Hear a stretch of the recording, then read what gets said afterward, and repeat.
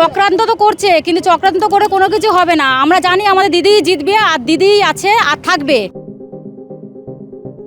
চক্রান্ত করলে কিছুই হবে না। মমতা মুখ্যমন্ত্রী যেমন আছে তেমনইভাবে থাকবে। ওনার হাত আমরা শক্ত করে আরও বেশিভাবে থাকবো। উনি আমাদের পিছনে আছে, ওনার সাথে আমরা সবসময় চলতে পারি। যতই এসআইআর করুক, যাই করুক, আমাদের দিদি আছে, থাকবে।